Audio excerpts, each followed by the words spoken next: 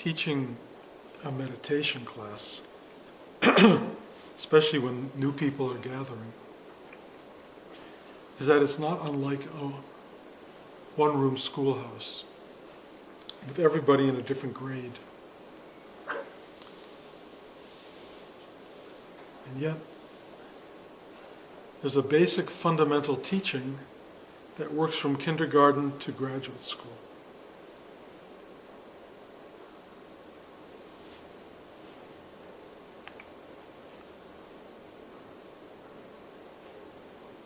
In a way, it starts with sitting still.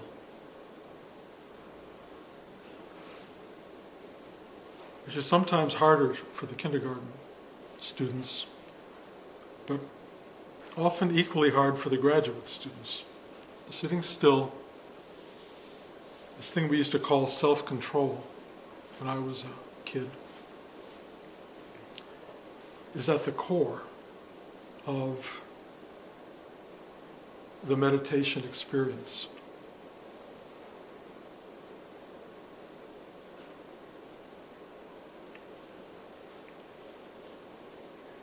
If you can master sitting still, the next thing is you really want to have to learn this. You want to learn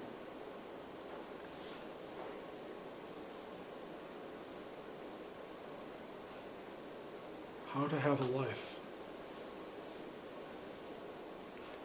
how to find your way, how to gain the skills, the mastery that will allow you to function well in the world. In kindergarten, it's ABCs. Graduate school could be nuclear physics. But the same principles apply. You have to want to learn. You have to want to take these basic skills and apply them to moving forward on this journey that you're in. You have to want to succeed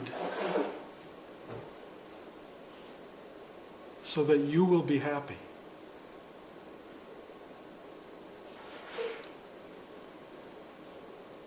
If in kindergarten you begin to succeed to please your teachers, it's very likely in graduate school you'll be trying to please your professors.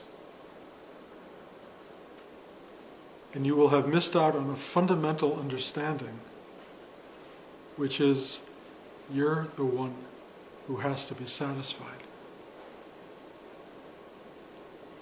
You're the one who gets fulfilled or not. You're not here to please your parents, your friends, your siblings, your teachers. You're here to get something within you that feels right, that feels good about itself.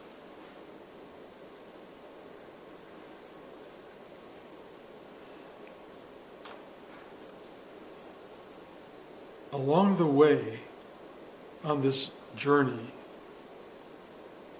we develop good patterns and habits and bad ones.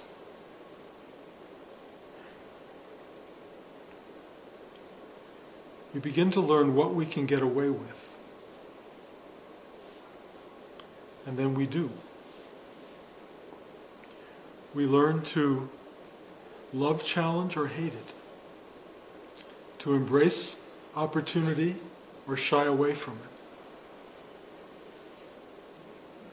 to engage what the world has to offer, or to say, next time, not this way.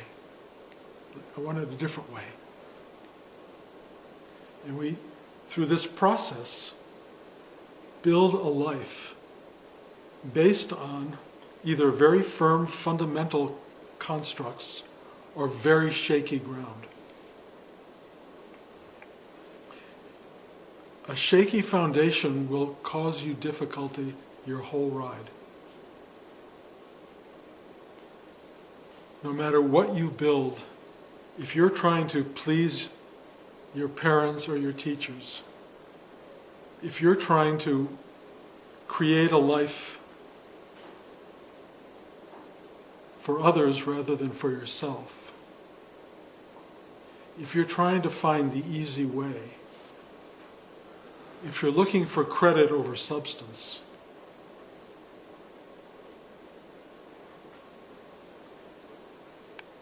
if you haven't found the source of your own happiness, of your own well-being, you will end up in a life that basically doesn't work.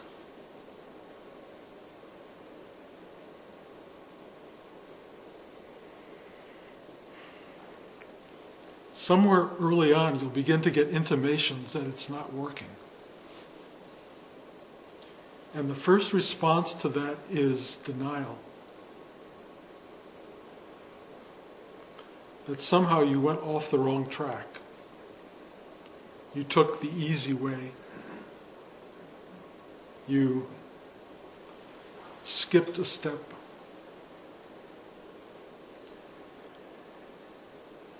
You chose not to take on something that could have been fundamentally meaningful. And so you end up is the wrong word, you find your way somewhere along the way, poorly constructed. If you're lucky, you'll go, what did I do wrong? Why am I so unhappy? How do I fix this? And if you're really lucky, you'll find a teacher like Rudy, or a teaching, that basically sits you down and says, look, you've messed up, but you can fix it. You can change the equation. You can make it work. You can have this life that you've avoided or got lost in. But you have to take it back to fundamental principles. You have to bring it back to what works. To begin that process, you've got to admit to yourself something's not working. And then you have to begin to own that idea. You can't use it as an excuse to blame people. You can't say, if I had had good teachers, better parents, better friends, if I was smarter. It's not about any of that. Some of the least intelligent, least well-educated, least well-parented people find unbelievable wholeness in themselves. And they do it because they have this internal need and drive to be whole. Number one, they're willing to see that they're not there. They're willing to accept things are not what they should be. They're willing to begin to return to the construction process. And obviously you can't go back and start everything over again, because when you're in your middle of your life, that's a long way back. You don't want to do kindergarten. You don't want to do first grade. What you have to do is repair basically a kind of attitude. The attitude of saying, I want to, and then you can add the word grow, be happy, be free, be myself. You have to find that urge. Rudy called it a wish. And without that wish, your life will keep meandering along in a sense with very incomplete and very unsatisfying results. When you find that wish again, when you go deep inside and say, please, please, let me make this work. Let me make this life work. You begin a process of going back to the simple element of the first grade of kindergarten called sit still. Sit still. Stop moving around. Sit still. That thing. Only now it's sit still. And watch what happens. Because those kindergarten teachers were really trying to offer you something. And that stillness is really important because it offers you a ability to settle in and to find foundation, find self, find where you sit, where you rest, where you are secure, where you're solid. And if you've been doing this your whole life, you won't have it. You'll be honestly, constantly doing this, moving and jiving and trying to get stuff, but never, ever being who you are. So, fundamental, sit still. Watch what happens. You'll see what stillness offers, and you'll still feel instinctively, I want to move, you'll feel uncomfortable. 5-year-olds feel uncomfortable too. But either they respond to pressure and to command, or they don't, and they keep getting yelled at. But there comes a point where you just need to do it. You just need to be still. Rudy would say, you need to find a period every day, 20 minutes a day, at least half an hour, to sit still. That's a fundamental building block. I will ask you, you don't have to answer me, how many of you do that? I don't want to know the answer exactly, but I will tell you, if the answer is once in a while, or on Sundays, or every 3 months, I will tell you that will not do it. That will not build the still foundation that you need to reconstruct your life. It just won't get you there because you're always slipping and sliding around on your solid foundation. Solidity comes from this, finding the ground of your being. Find the ground of your being, and then you can rebuild. You can restructure what you are and who you are. So many people come to the meditation looking for me to build their ground of being, which I cannot do, or to inspire them to do it themselves. Excuse me. But that inspiration only lasts usually the hour of the class. And you get out the door and everybody's like, well, I'm busy and I got stuff and I got problems and they don't love me and this is that happening. And you end up in this realm of wild excuses and flabby behavior, and you don't do it. So you don't get into solidity, you don't get into grounding, and nothing happens, and you get older. And you get older and older and older, and by then, the denial is amazing. The excuses are everywhere. The blame goes out to almost everyone you've ever known. Nothing is owned, and there's no foundation, and this slippy, sloppy, awful kind of construct is going to slide into the mud, over the edge, And who are you? What life do you have?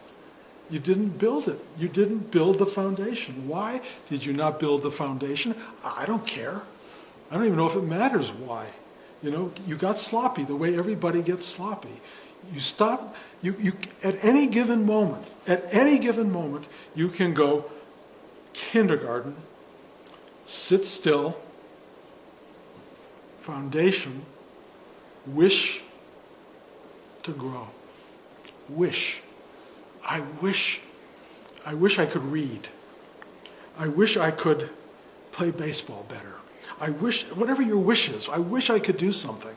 And then what happens? You develop a skill. I'm a good reader. Your teacher says, ooh, A+ for reading.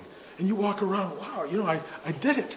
Or baseball. You don't just throw a ball. You've got to learn how to do it. It's skill-based. It's learning. And here we are, meditators who don't want to have to learn how to do it. You just think you do it. And you do it once in a while. Try playing baseball once in a while. You know, you're not going to make the major leagues, you're not going to make the minor leagues, you're not going to be fun in the pickup game in the park. Because you haven't done it. You haven't done the work. Starting to do the work doesn't mean next week. Or down the road sometime I'll get there. Or if I didn't have so much to do at work, I'd be sitting. All of that kind of has to be put aside. It is not hard to wake, well, it is hard, but you wake up earlier in the morning, half an hour earlier, 20 minutes every day. You don't make it something you think about doing, you make it a discipline, and you sit still, and you find the wish. You find the wish for what? For what? Rudy called it to grow, to reach for something other, almost, beyond. I'm going to take that wish and bring it into something much simpler. You reach for the wish to be now.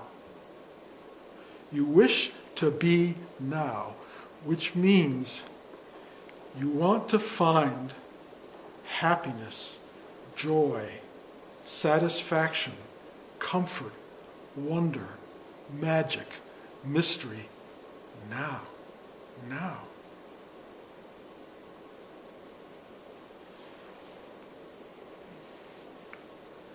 The incredible thing about wanting it now is you know if you didn't get it.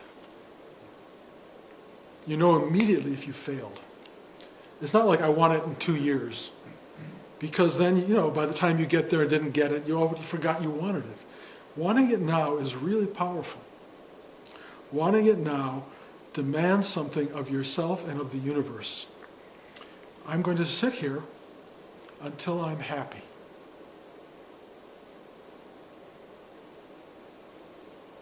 Try it. You know?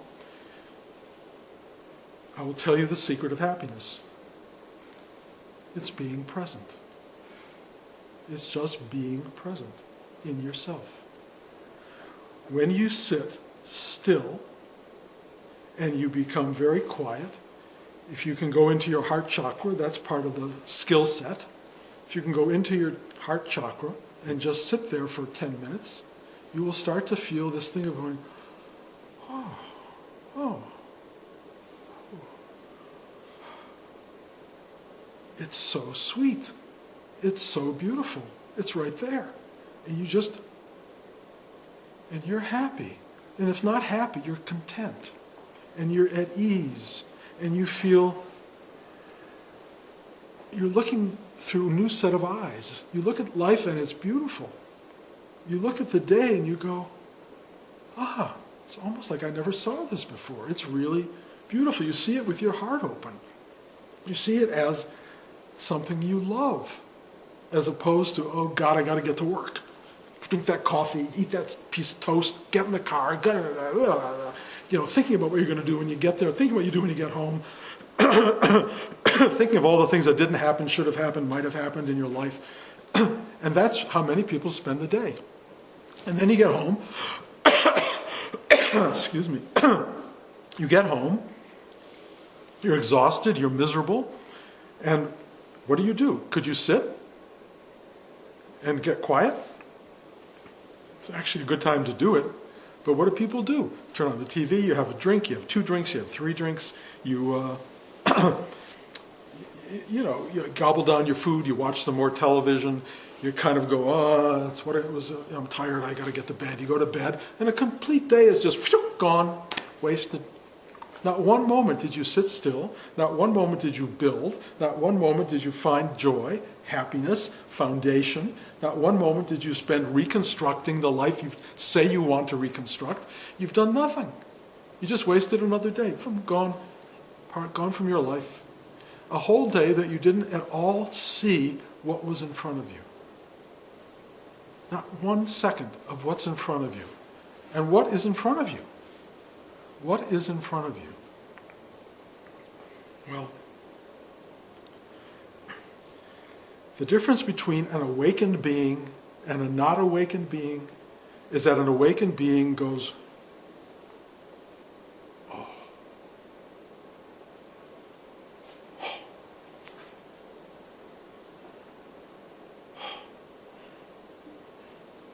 And you just see life. You see it. You see it. You smell it. It's there. It's right in front of you. And I can't tell you, it looks like everything you've ever seen before, but it's completely magical and alive and wondrous and beyond belief brilliant. And you don't understand it because it's so vibrantly bigger than anything you could ever have imagined. You see life not just in this instant, but in all that it took to make it. And it's all still happening. It's still making it. The universe is still totally active in the minute that you're living. Everything is happening here, and you see the totality rather than the, oh God, another day. Oh, I wish it was over already. That whole thing disappears. You're suddenly in a state of open-eyed amazement at what is. And if you're not in that state, you're doing something wrong. Trust me.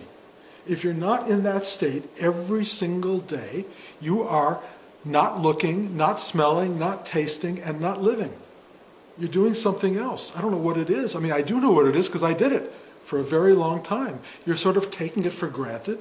You're spinning your wheels. You may even be sitting twice a day. I used to sit twice a day. And I would have this incredible meditation. And I would get up from my meditation and I would have a pretty good breakfast. I'd start looking at the newspaper and I'd start to lose it. I would get in the car, maybe it was there for a little bit, and then gone. Completely gone. I was just into, oh God, another freeway, jam-packed, obstructed day. You have this feeling of, oh, how can I do this? I don't want to do this. And everything, you're rejecting the moment over and over. You're rejecting this moment, reject that moment, reject that moment, reject that moment. And then, what happens that's a good moment? Someone says, hey, I liked your paper. I liked the thing you wrote today. Oh, I had a good moment. And then someone else comes in and says, now you got to do 10 times more than that. Then you're not so happy. So the whole day had one moment that was really rich, really delicious. And there's no reason for you to live for one moment a day. Especially when you can live for every second alive and vibrant and vital and wide-eyed open. That's what life is. That's what it can be. That's what it should be. So I'm telling you, if you're here and it's not happening for you, it's your fault. It's nobody else's fault. You can't blame the world. You can't blame your parents. There is nobody to blame but you, and it's so stupid. And now if I call you stupid, you're going to get all upset, and that's going to be a reason not to do what I'm saying. But trust me, it's a kind of stupidity you can get over if you want. You just have to decide, enough. I'm wasting my time, I'm wasting my life, and the clock is ticking, and if you're like me, you're not, but if you're like me and you're 72, the days are diminishing.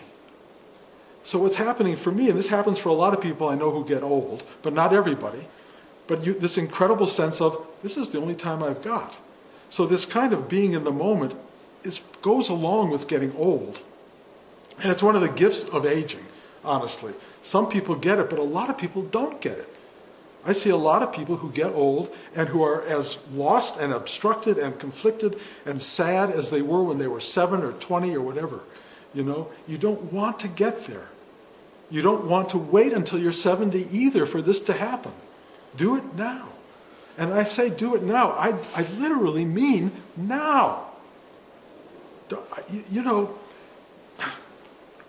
I gave this talk last week, but I'll tell it to you again because it was so powerful for me. We were going to Point Reyes, which is right at the edge of the ocean on the other side of the continent. And it is deadly barren. It's barren, and it's rocky, and it's, as far as you can see, nothing but rocks and little blades of grass struggling to exist. And every time I used to go there, I would hate it, because you've just passed through all these redwood forests that are beautiful and glorious, and you've come into this land of absolute nothingness. And I would go, oh, why do people love this? I would go, why do people love it? And then a voice said in my head, Bruce, love it. Love it. And I just said, okay. And that instant, it was like, boom. I went, oh my God. Every blade of grass suddenly had a story.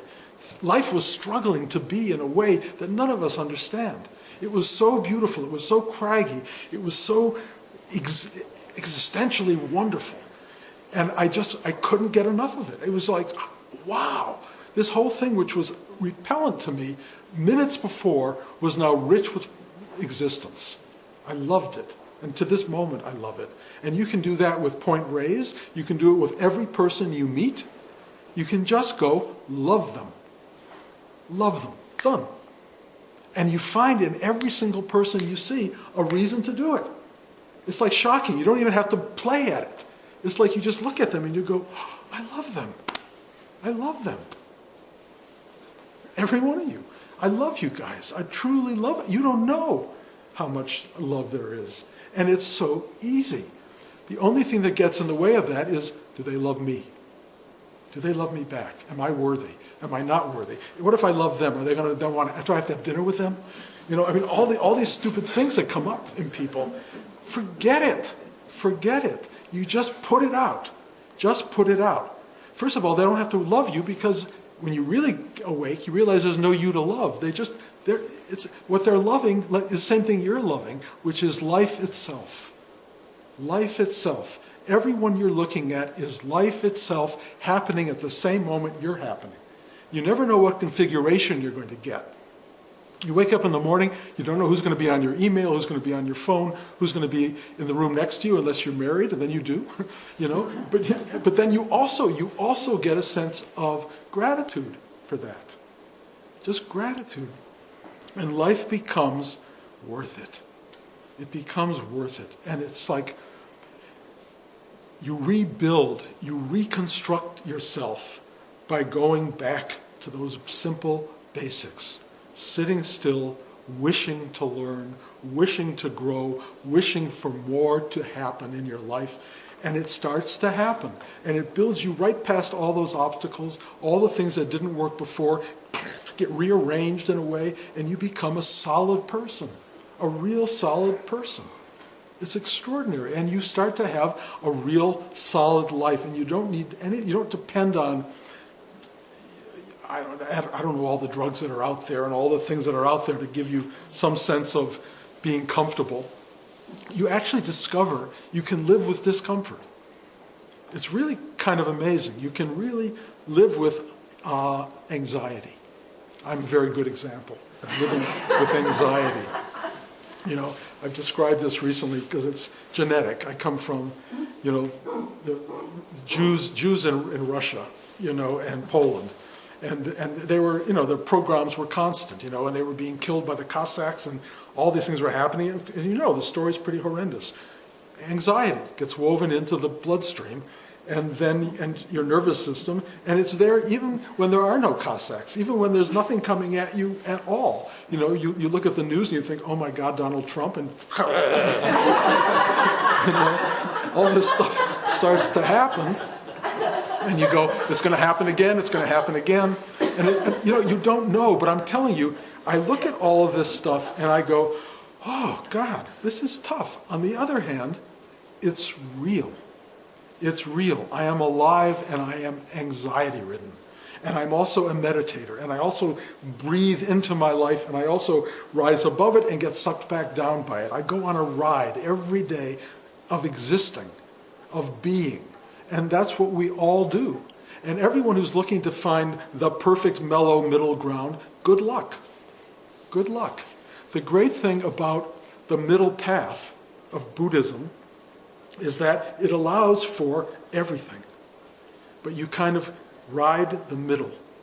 It has extremes, it has ups, it downs, it has roller coaster rides, it has everything. But you stay in the middle, in your own self, in your own center. You bring it back into a very simple, open, accepting place. And that's the lesson. That's been the lesson of my life, of years and years of spiritual practice. The great thing in my situation is that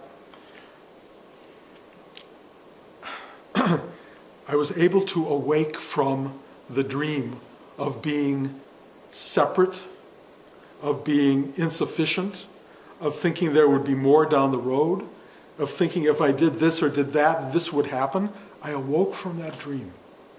I awoke to the fact that it's not anything but, and never will be, anything but this. And whatever this is, insufficient, insecure, incomplete, it doesn't matter because it is. It has no antecedent, precedent. It has nothing that it needs to become or nothing that it should have been before. It just is. This is it. When you truly accept that this is it, all the stuff that it isn't doesn't matter. All the stuff it should have been or perhaps could have been if it was created differently doesn't matter. Because this is it. And it's complete and whole as it is. The only thing that makes it less than complete is your mind. And your mind keeps coming in and attacking this. And it keeps taking this beautiful moment and turning it into sludge. You don't want that. Why should you take this perfect moment and say, nah, not for me. Not the way it should have been. It could have been if I had done this and that. Who cares? It isn't what might have been. It is what it is. It is absolutely what it is, and you have it. You are it right now. And the minute you stop doing this to it and just going to that, just love it, accept it, allow it to be, appreciate it, thank it, even if it's fear you're experiencing, you go, thank you. Because sometimes that's important. If it's anxiety, you go, okay. I'll tell you something really meaningful. It doesn't last. Nothing lasts. Emotion comes into you and it goes out. Thoughts come into you and they go out. Whatever it is you're grabbing hold of and making it into a big thing wouldn't be there for more than a few seconds if you didn't grab hold of it. But the minute it comes in, you go, oh, that one, oh yeah. And you do this thing with it. 2 hours later, you're still grappling with a thought that would have been gone 2 hours before. Completely gone. And it's who else is doing it? And who's going to stop you from doing it? Who? Me? No. What, are you going to put this video on 12 times a week to listen to it again because Bruce will remind me to do it? It's got to go deeper than that. You have got to take ownership. You've got to take ownership. You've got to say enough. If you have patterns of behavior that are causing you to not take ownership, that are getting in the way, stop them. Stop them. You know what they are. Trust me, I know you know what they are. Everybody does. The thing that you shouldn't be doing, stop it. And then if it's okay, it'll come back. But if it's not okay, you won't miss it. You know, you can let go of stuff. Your patterns of behavior are just patterns of behavior. They don't need to exist in time and perpetuity. They're just things you do. You know, I don't have to have ice cream every night after dinner. I don't. I love ice cream every night after dinner. But I really do now say no, occasionally, to ice cream after dinner. And it's a powerful, good thing for me. And I also can allow myself to have ice cream occasionally after dinner. But I'm now owning it rather than being the person who has to do this. I used to eat chocolate all the time. I don't eat chocolate hardly at all. But when I do, I really love it. I really love it. But I can't do it all the time because it's not good for me. And probably for you, I don't know. Maybe you're one of those people who thinks it's, you know, what do they say? Chocolate makes you live longer. I don't know. But what I'm getting at, look at your stuff, look at you, and find out what is the thing you're doing, or thinking, or feeling that's forcing you to not be happy now. What is it? And don't wait for next month or for me to come back here in the spring for you to start to think about it again. Don't wait till tomorrow. And if I was really going to rush you into this, I would say, let's just sit here now until you do it. Get it done. Be happy now. Find this thing in you. Find the thing that says yes to this rather than no. It's not hard. It just takes you getting past this thing Rudy used to label very clearly, resistance. What's our resistance to being happy or being whole? What's our resistance to having a life? What's our resistance to being alive? Crazy. It's crazy. You don't have to resist it anymore. Be it. Be it. It's happening. There's really almost nothing to do. Just let it be. It finds itself. If you get still, if you pay attention to the building blocks of your life, if you find your wish, all this will work. You will hand yourself over to happiness and to well-being and contentment and joy and a full life and a life that comes to an end with your saying, that was great. That was great. I like that. That's what you want. Trust me. And you can do it if you want to do it, if you choose to do it now. How so? How so? How do you turn the fan off? I'm freezing. I have no idea. Oh, that's a very, there you go. Well, I'm not there, Again, so I don't know. Thank you. Different so string. much. Okay. Any other important questions? Yeah, it was important. I agree. Well, here's a question.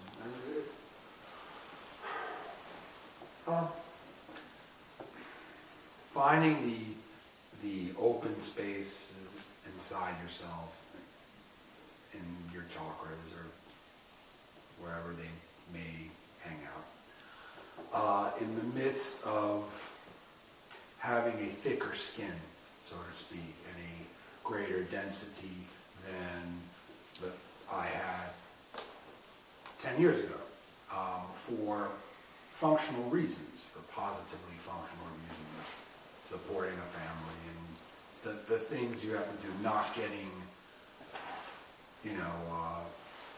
just laid into by the stuff of life because of your openness. No, that's a very clever way to avoid taking responsibility for finding this space in the moment. The moment's happening even in the density of your thick-skinned life. That's right. It's right there all the time. What's preventing you from appreciating it, even though the demands are so real? Even though you have a baby probably waking up all night long and keeping you from sleeping. No, it doesn't. Well, that's great. But what's to keep you? What's to keep you from just loving what is, being with it, finding. The excess density and the tension of that. Well, okay. Thicker skin that. So let me is in present. some ways necessary. Well, but let me present again the idea. Find a moment to sit still and find the thickness and density of mind and body begin to dissolve, excuse me, begin to dissolve into the thin, light-headed, light-bodied, open-spaced quality of being that's deep within. And that will come back and reflect itself on the surface, and you will find that you are able to be buoyant in the density of human life.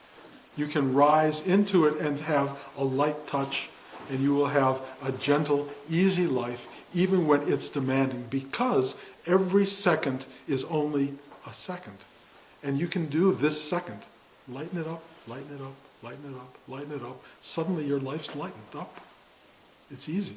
Because it comes from this place of buoyancy, openness, not struggling, not resisting, thinking of myself as dense, thinking of life as heavy, thinking of myself as being weighted down. That all evaporates. It's all here. It's just here. You don't have to do that. You don't have to have that impression. And you've carried around a lot of these ideas for a very, very long time. And it's up to you to shatter that. There's a part of you that comes here, that comes to this realm repeatedly. take from it immediately, take from it now, and go home and go pow, to this crazy thing that thinks it is what you just expressed, heavy, thick-skinned, demanded of in life. I agree. I express another side of it, which are the open spaces within that, and going into them, and they're there, they're well, they're vibrant, they open up, and they permeate that outer thicker skin, and they do rise to the surface. I mean, I don't know, I guess I'm just It definitely happens when you sit, I'll tell you that. resonating because Rudy, for years and years and years of his work, constantly said, I'm so dense, break me down, break me down. I mean, That is much of our journey, is to break down the density of our lives, or what I was talking about, the dysfunction of our lives, all of that stuff. But it's not chisel and hammer and bang yourself over the head. You can do that stuff, but it brings a lot of bruising and it brings a lot of swelling. What you can do is just let that open space make itself known and live from that. That's a much smarter approach than trying to break it down in some kind of muscular way. Because who's doing the breaking down? Is the breaking down coming from this wisdom of lightness and brilliance inside, or is it coming from your ego mind? Really, the ego mind is the one that breaks down. And even Rudy suffered from that a lot. There was a real strong will to do. And I'm saying, let that will go for a little bit and turn it into wish and turn it into the thing within that does the transformation, the rebuilding in yourself. And it's very simple. I have faith in that. Good. I've seen it function vastly, on many levels of life. Like, how did that just happen? Or, thank God, that kind of, obviously. Excuse me. Sometimes it happens outside, like that, as grace, really. But one way to make sure it happens is go here. And then, I'll tell you one of the interesting things when you go deep inside, is that thing which you say occasionally happens as a kind of a grace, you begin to see almost everything as grace. Yeah. It's happening all the time. It's just rising and rising. And having a new baby will give you a lot of that. You'll see. It's beautiful. It's beautiful what our lives are. And, you can take advantage of this.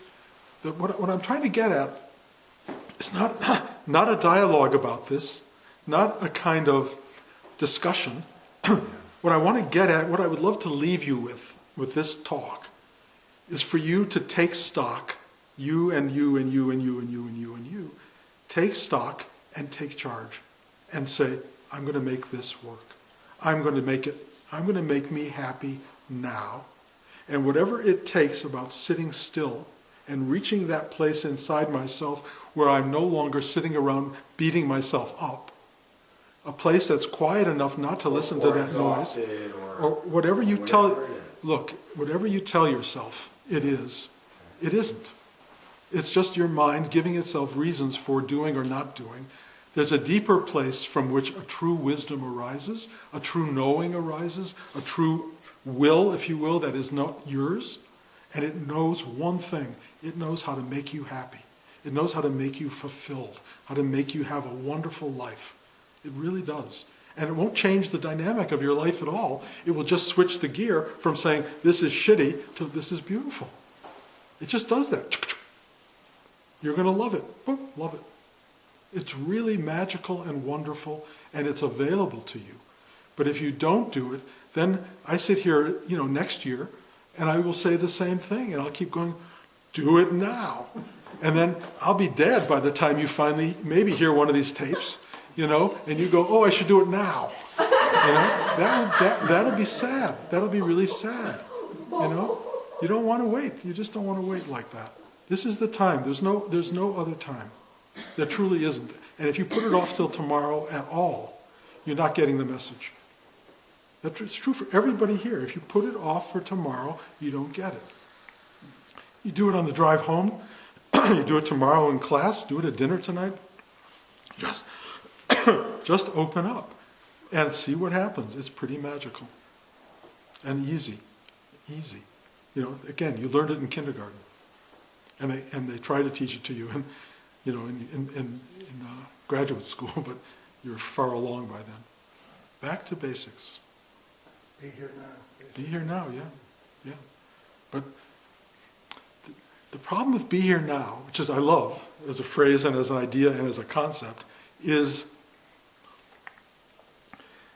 the idea is translated in most people's mind as I have to be here now. I have to be here now. So there's a Here you. now is where you are. Yes. And that's what you have to own, basically. Yes, but the danger of you being here is that it's very hard for you to be here, because every time you're here, it just moved.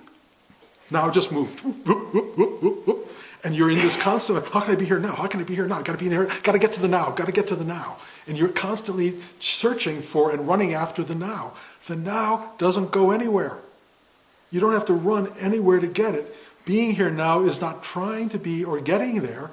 Being here now is a realization of, oh, I'm there. And you're never not there, ever. It's very relaxing. It's very easy. The mind trying to get there gets into trouble. The person who is there, who recognizes oneness or nowness, goes, ah, I am always here. And that's very different. So be here now seems for many people to be something the mind has to do. The mind cannot do it. The only way you get to now is let go of your mind. Let go of the mind, because the mind is always a step behind or a step ahead. And it's purposely that, because it's able to protect you and keep your ego functioning. It's looking to what was and preparing you for what will be. Let all that go. It's scary on one level, but it's, boy, wonderful when you do it. Because then you have to trust everything. You trust the universe. You trust now. And what you discover is now keeps happening whether you want it to or not. It keeps happening for your benefit whether you believe it or not. It's constantly happening. And you start to fall into that space and you go, oh, lay back. It's like getting on the hammock of life.